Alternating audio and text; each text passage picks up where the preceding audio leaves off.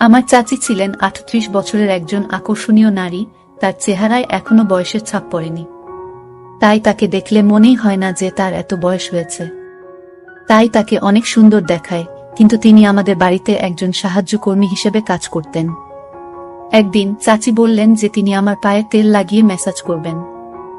আমি বারবার বললাম, না চাচি, এটা ঠিক হবে না।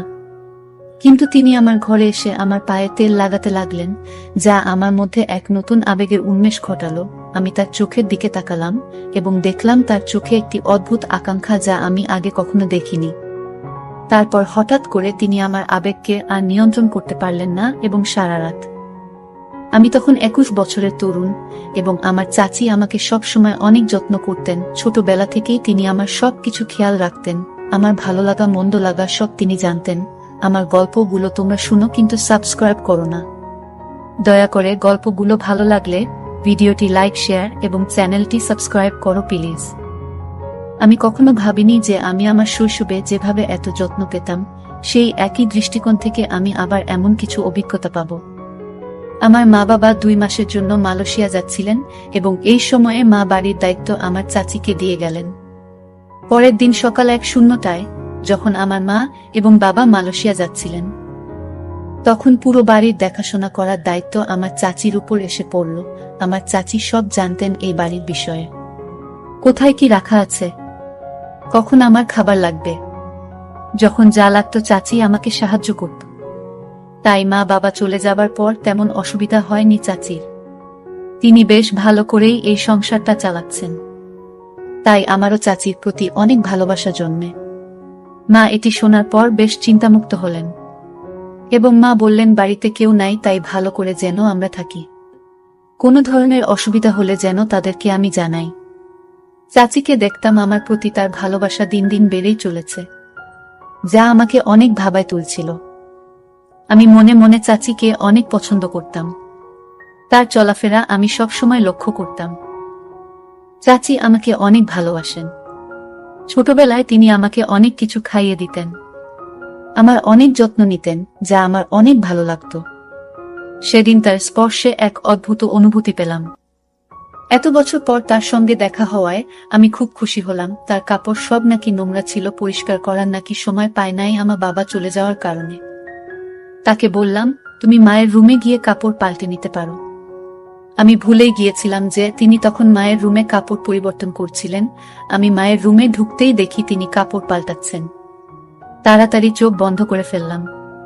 তিনি দেখলেন আমি লজ্জা পেয়েছি এবং শান্তভাবে বললেন, সুমন, তুমি চোখ খুলে দেখো, আমি তোমার মায়ের শাড়ি পরে কেমন লাগছি। আমি ভীষণ লজ্জায় পড়ে গেলাম, তবে তার বয়স হলেও তাকে শাড়িতে খুব সুন্দর দেখাচ্ছিল। কিছুক্ষণের মধ্যেই তিনি শাড়ি পরে বেরিয়ে এলেন। আমি তার সৌন্দর্যে অনেক মুগ্ধ ছিলাম, কারণ তার চেহারার এখনো বয়সের ছাপ পড়েনি। তাই তাকে এত বয়সেও অনেক সুন্দর দেখাচ্ছিল। শাড়ি পরে তাকে খুব সুন্দর লাগছিল।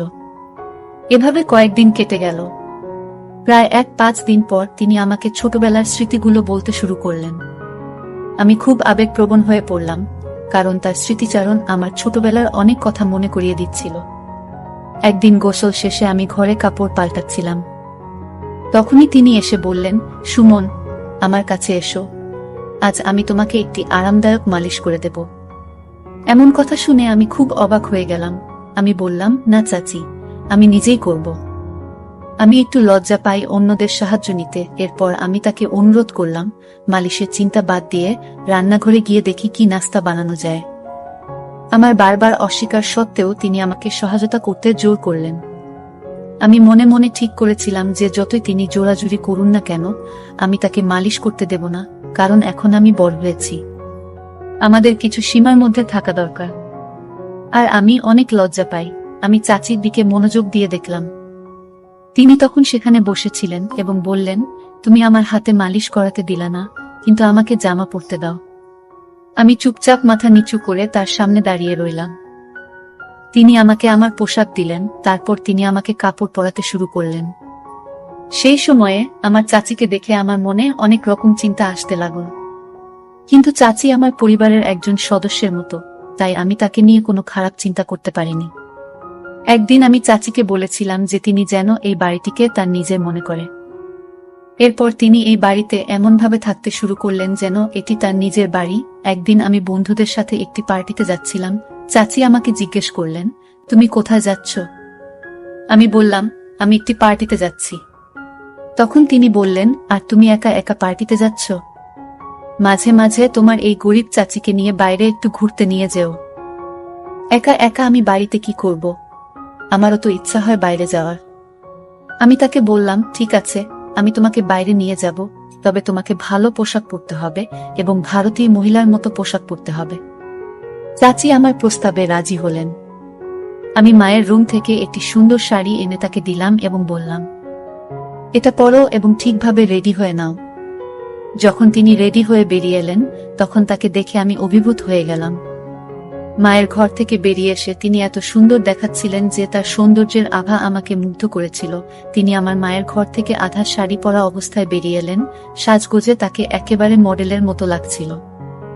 তাকে দেখে আমি চোখ নামিয়ে নিলাম। তিনি বাইরে বের হওয়ার সময় দরজার সাথে ধাক্কা খেয়ে আমার উপরে পড়ে গেলেন। আমি কিছুটা লজ্জা পেলাম এবং তাকে সরানোর চেষ্টা করলাম, কিন্তু তিনি তখনও ছিলেন। আমি হঠাৎ অনুভব করলাম যে আমাকে সামলে উঠতে হবে এবং তাকে ধীরে ধীরে সরে যেতে বললাম। তারপর তিনি সরে গেলেন। তার স্যান্ডেল খুলে রেখে আমি মায়ের একটি সাধারণ স্যান্ডেল দিলাম।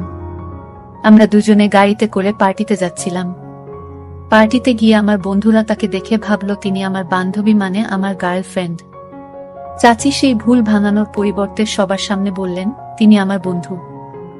পরে পার্টি শেষে আমি তাকে জিজ্ঞেস করলাম, তুমি কেন এমন করেছিলে? আমি তাকে জিজ্ঞেস করলাম। তিনি হেসে বললেন, তোমার বন্ধুরা যখন ভাবল আমি তোমার বান্ধবী, তখন তোমার মুখে যে বিস্ময় ছিল তা দেখতে চেয়েছিলাম। তাই আমি বলেছি আমি তোমার বন্ধু। যদি এতে কোনো অসুবিধা হয় তবে আমি দুঃখিত। আমি বললাম, দুঃখিত বলার কিছু নেই, তুমি যা করেছ সেটাই ঠিক ছিল। তিনি বললেন, আমি তোমাকে ছোটবেলা থেকেই চিনি, তাই তোমার চিন্তাগুলো বুঝতে পারি। আমি মুচকি হাসলাম। এরপর তিনি বললেন, এখন সবাই আমাদের বন্ধুত্বের কথা জেনে গেছে, আমি তোমার বন্ধু হতে চাই। সেদিন থেকেই তিনি আমার ভালো বন্ধু হয়ে গেলেন এবং বললেন, তুমি আমাকে সুমাইয়া বলে ডাকতে পারো, এতে আমাদের জন্য ভালো হবে। তিনি একজন মহিলা, তাই প্রথমে তাকে সুমাইয়া বলে ডাকতে কিছুটা লজ্জা পেলাম। তবে তার নাম বলার পর তিনি খুব এক অদ্ভুত প্রতিক্রিয়া দিলেন, যেন লজ্জাবোধ করছিলেন। পরে আমরা ক্লান্ত হয়ে ঘরে ফিরে গেলাম। পরের দিন সকালে আমি কলেজে যাওয়ার আগে কোনো শার্ট পরব তা নিয়ে বিভ্রান্ত ছিলাম। যখন মাকে ফোনে দিতে যাচ্ছিলাম, তখন সুমাইয়া চাচি আমার ঘরে এসে বললেন, কোনো শার্ট পরতে হবে তা নিয়ে চিন্তা করছো? তিনি বললেন, তোমার চাচি যখন বাসায় আছে তাহলে তোমার পছন্দের ব্যাপারে আমাকে জিজ্ঞেস করতে পারো, আমার রুচি খারাপ নয়। এরপর তিনি আমার পছন্দের একটি শার্ট দিলেন এবং আমি তা পরে কলেজে রওনা দিলাম। বিকেলে তিনি বললেন, তুমি খুব ক্লান্ত লাগছো, চলো আজ তোমার মাথায় তেল মালিশ করি। তিনি আস্তে আস্তে আমার মাথায় তেল মালিশ করতে লাগলেন। পরদিন সকালে ঘুম থেকে উঠে দেখি তিনি আমার পায়ের কাছে ঘুমিয়ে পড়েছেন। আমি আতঙ্কিত হয়ে বললাম, আপনি এখানে কেন? তিনি বললেন, আমি শুধু তোমার কাঁধে হাত দিয়েছি, তাতেই তুমি ঘুমিয়ে পড়েছ। তোমার মা কি কখনো তোমাকে মাসাজ করেনি? আমি বললাম, আমার মা আমার খুব যত্ন নেন, তাই এটি নতুন কিছু নয়। সুমাইয়া চাচি মাথা নেড়ে বাইরে চলে গেলেন। কয়েকদিন পর বাবা মা বাসায় চলে আসলো। পরে আমি যখন নাস্তার টেবিলে এলাম, আমি বুঝতে পারছিলাম না কেন বাবা এত মনোযোগ দিয়ে তাকিয়েছিলেন। রাতের খাবারের পর সুমাইয়া চাচি রান্নাঘর পরিষ্কার করছিলেন এবং পরে নিজের ঘরে চলে গেলেন। আমি সেদিন রাতেই তার রুমে গিয়ে উপস্থিত হলাম। তিনি আমাকে দেখে চমকে গেলেন এবং জিজ্ঞেস করলেন, কোনো কাজ আছে? আমি বললাম, না, কোনো কাজ নেই। আজ আমরা বেশি কথা বলিনি, তাই তোমার সাথে দেখা করতে এলাম। তিনি বললেন, ঠিক আছে, যদি তোমার কোনো দরকার হয় আমাকে ফোন করো, আমি এখানে আছি তোমার জন্য। কোনো প্রশ্ন না করেই তিনি আমাকে রাজি করালেন এবং আমি তার রুম থেকে বের হয়ে নিজের রুমে চলে গেলাম। পরদিন সকাল 9টায় উঠে দেখলাম নাস্তা এখনো তৈরি হয়নি। সাধারণত সুমাইয়া চাচি সকাল 8টার মধ্যে নাস্তা তৈরি করতেন, কিন্তু আজ তা হয়নি। আমি রান্নাঘরে গিয়ে দেখি সুমাইয়া চাচি চিন্তিত মুখে দাঁড়িয়ে আছেন। বাবা যখন রান্নাঘরে ঢুকলেন তখন দেখলাম তার দৃষ্টি চাচির দিকে বেশ কুদৃষ্টিসম্পন্ন ছিল। আমি বুঝতে পারলাম চাচি শুধু আমার চাচি নয়, এখন আমাদের মধ্যে বন্ধুত্ব গড়ে উঠেছে। আমি তাকে এতটা আতঙ্কিত দেখতে সহ্য করতে পারলাম না। রাতে আমি চাচিকে দেখতে আবার তার রুমে গেলাম এবং সেখানে দেখতে পেলাম বাবা তার রুমে অনেক টাকা রেখে গেছেন। আমার মনে হলো বাবা হয়তো চাচির সাথে কিছু ভুল করেছেন। ওরা হঠাৎ এত টাকা কেন দিচ্ছে, এই প্রশ্নটাই তখন আমার মাথায় ঘুরছিল। তিনি ঠিক করলেন যতক্ষণ না সুমনের সাথে দেখা হচ্ছে ততক্ষণ এই বাড়ি ছাড়ব না। সম্ভবত চাচি আমাকে বুঝতে পেরেছেন। আমি বাবাকে জিজ্ঞেস করলাম, চাচির সাথে কি ঘুরছে? বাবাকে ওখানে দেখে তাদের মুখের রং বদলে গেল। আমার বাবা মা আমাকে আমার রুমে যেতে বললেন, কিন্তু আমি বললাম আমি এখান থেকে কোথাও যাব না, আমি জানতে চাই আপনি সুমাইয়া চাচির সাথে কি করেছেন। তখন চাচি আমাকে জড়িয়ে ধরে কাঁদতে শুরু করলেন। তিনি বললেন, সুমন, আমি যখন থেকে এই বাড়িতে এসেছি তখন থেকেই তোমাকে সবকিছু বলতে চেয়েছিলাম, কিন্তু সাহস পাইনি। আমি তাকে সান্ত্বনা দিলাম এবং বললাম, তুমি যা বলেছ তা সত্যি ছিল, তাই কোনো দোষ নেই। চাচি আমাকে আবারও জড়িয়ে ধরে কাঁদলেন আর আমি তাকে সান্ত্বনা দিলাম যা আমার বাবা মা দেখলেন। মা বাবাকে নিয়ে চাচি বললেন, যদি কোনো গরিব মহিলার সাথে খারাপ কিছু করেন তা আমি মেনে নেব না। তখন আমি চাচিকে বললাম, চুপ থাকাই ভালো হবে, এখন চুপ করে এখান থেকে চলে যান। হঠাৎ করে চাচি চিৎকার করে বললেন, আমি আর চুপ থাকতে পারবো না, আমি সুমনকে সব সত্যি বলবো। তিনি বললেন, তুমি জানো না যে তোমার আসল মা রুমি, যিনি কয়েক বছর আগে এই বাড়িতে কাজ করতে এসেছিলেন, দুটি যমজ সন্তানের জন্ম দিয়েছেন। তাদের মধ্যে একজনকে আমি পালন করছি। তুমি আমার চাচি হিসেবে মেনে নিতে চাইলে আমি তোমাকে সব বলবো। আমি হতবাক হয়ে বললাম, এরা আমার মা বাবা নয়, তুমি তাদের সত্যি বলবে? চাচি বললেন, আমি জানি তুমি আমাকে হারাতে চাও না, কারণ আমি তোমার ভালোবাসা ও যত্ন দিয়েছি। আমি পুলিশের কাছে গিয়েছিলাম, কিন্তু আমার যমজ ভাইয়ের কারণে কিছু করতে পারিনি। আমি তাকে বললাম, তুমি সব সত্যি বলেছ, কিন্তু আমার কোনো কষ্ট হয় না, কারণ আমার বাবা মা আমাকে খুব ভালোবাসেন। চাচি বললেন, কয়েক বছর আগে তোমার মা মারা গেছেন, তাই তোমার বড় ভাইকে টাকা দেয়া হয়নি। সে সঠিক মূল্য পায়নি, অবস্থা খুবই খারাপ ছিল, নানা জায়গা থেকে চুরি করে টাকা উপার্জন করতেন। সেই সময়ে তিনি আমার বাবা মায়ের কাছ থেকেও কিছু টাকা চুরি করেছিলেন। তিনি একবার আমার বাবা মায়ের কাছে লক্ষ টাকা চেয়েছিলেন, কিন্তু বাবা মা এত বড় অঙ্কের টাকা দিতে অস্বীকার করেছিলেন। তখন তিনি কিছু টাকা দিয়ে আমাদের বাড়ি থেকে চলে যেতে বাধ্য হন। তিনি আমার বিশ্বাস অর্জনের অনেক চেষ্টা করেছিলেন, কিন্তু তার সত্য প্রকাশ পাওয়ার পর তার প্রতি আমার সমস্ত ভালোবাসা এক ঝটকায় হারিয়ে যায় কয়েক বছর আগে। আমার বাবা মা সুমাইয়া চাচি আমাকে দত্তক নেওয়ার জন্য টাকা দিয়েছিলেন, কিন্তু তিনি সেই টাকা সঠিকভাবে ব্যবহার করতে পারেননি এবং আমার বড় ভাইকেও সঠিকভাবে লালন পালন করতে ব্যর্থ হন। যদি তিনি তার সময় এবং অর্থের মূল্য বুঝতেন, তাহলে আজ তিনি বেঁচে থাকতেন এবং নিজের পথে সফলতা অর্জন করতেন। কিন্তু চাচি তাকে ভালো মূল্যবোধ বা শিক্ষা দেননি, তাই আজ তিনি মিথ্যার আশ্রয়ে জীবনযাপন করছেন। টাকার চেয়ে সঠিক মূল্যবোধ ও শিক্ষার গুরুত্ব অনেক বেশি। আপনি টাকা দিয়ে ভালো পোশাক কিনতে পারেন, কিন্তু ভালো মূল্যবোধ কিনতে পারেন না। কিছু সময়ের জন্য সুখ পাওয়া যায়, কিন্তু এক সময় এসে বুঝতে হয় যে মিথ্যার আজও দীর্ঘস্থায়ী হয় না। গল্পটা কেমন লাগলো জানাতে ভুলবে না।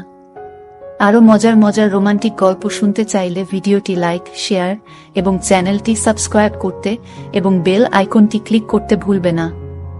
ধন্যবাদ।